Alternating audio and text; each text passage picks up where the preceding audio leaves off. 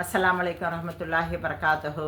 அகமதாபாத் விமான விபத்தில் 26 இஸ்லாமியர்கள் ஷஹீதாகிவிட்டார்கள்.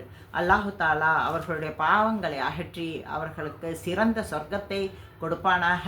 ஆமீன். மற்ற சகோதர சகோதரிகளுக்கு அல்லாஹ் அவர்களை இழந்த குடும்ப உறுப்பினர்களுக்கு சகிப்புத்தன்மையும் பொறுமையும் வழங்குவானாக. ஆமீன். இந்த நியூஸை கேட்டவுடன் நம்முடைய மனதெல்லாம் மிகவும் உலுக்கிவிட்டது. நம்ம மிகவும் கவலையாகிவிட்டது. அல்லாவிடம் நாம் துவா கேட்ட வண்ணம் இருக்கிறோம். இந்த விமானத்தை இயக்கிய விமானி சாமானியப்பட்டவர் கிடையாது. அவருடைய துணை விமானியாகட்டும் விமானியாகட்டும் இருவரும் பல மணி நேரங்கள் விமானத்தை இயக்கிய அனுபவசாலிகள், திறமசாலிகள். ஆனால் அல்லாஹ்வால் எழுதப்பட்ட விதியின் முன்னால் அனுபவமோ திறமையோ எதுவும் அதை தடுக்க முடியாது. அல்லாஹு தாலா தன்னுடைய திருமறையான திருக்குரானில் கூறுகிறான், ஒரு நிமிடம் அந்த விதியின் நேரம் ஒரு நிமிடம் முந்தவோ ஒரு நிமிடம் பிந்தவோ முடியாது, அந்த நேரத்தில் அது நடந்தே தீரும் என்று கூறுகிறான். சூரா ஆராஃபில் 34வது வசனமாக ஒரு அல்லாஹு தாலா கூறுகிறான், ஒவ்வொரு சமூகத்திற்கும் ஒரு கெடு உள்ளது. அந்த கெடுவை அந்த மனிதர்கள் அந்த சமூகம் அடையும் பொழுது ஒரு நிமிடம் முந்தவோ ஒரு நிமிடம் பிந்தவோ மாட்டார்கள். அந்த கெடு அவர்களுக்கு வந்து சேர்ந்தே தீரும் என்று கூறுகிறான். மேலும் அத்தீன் என்ற சூறாவில் 145வது வசனமாக அல்லாஹு தாலா எல்லா உயிரும் அல்லாஹ்வுடைய விருப்பம் இல்லாமல் மரணிக்க முடியாது என்று கூறுகிறான். ராத் என்ற சூறாவில் 8வது வசனமாக எல்லா பொருளுக்கும் ஒரு அளவு நிர்ணயிக்கப்பட்டுள்ளது என்று கூறுகிறான். அதனால் எந்த ஒரு திறமையோ அனுபவமோ நவீன நெட்வொர்க்கோ இருந்தாலும் சரி, அல்லாஹ்வுடைய விதியுடைய நேரத்தை நாம் மாற்ற முடியாது.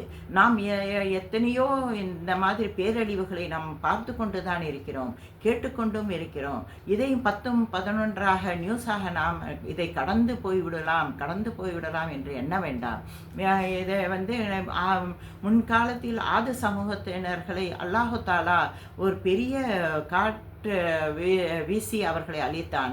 அந்த ஆது சமூகத்தினர்கள் சாதாரண மனிதர்களா, எத்தனை உடல்வாக பெற்றவர்கள், சக்தி பெற்றவர்கள், பலம் பெற்றவர்கள். அவர்களுடைய ஆணவத்தால் அவர்களுடைய கர்வத்தால் அல்லாஹு தாலா ஒரு காற்றை 150 மணி நேரங்கள் வீச வைத்து அவர்களை அழித்தான்.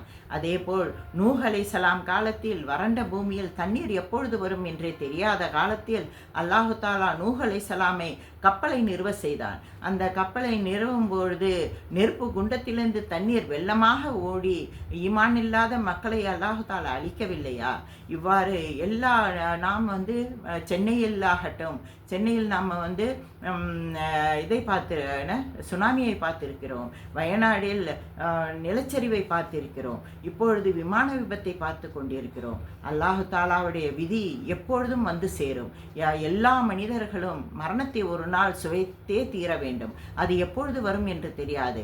அதே மாதிரி கியாமத் நாளும் நம்மை வந்து சேரும். அந்த நாள் சூரியனுடைய கதிர்கள் மடிந்துவிடும், நட்சத்திரங்கள் வானத்திலிருந்து கீழே விழும். அந்த நாளில் மனிதர்களும் ஜின்களும் விலங்குகளும் என்ன நடக்கிறது என்று குழப்பமாகி கடலை நோக்கி பயணிப்பார்கள். அவ்வாறு கடலை நோக்கி பயணிக்கும் பொழுது கடலில் மிகவும் நெருப்பு கொழுந்துவிட்டு எரியும்.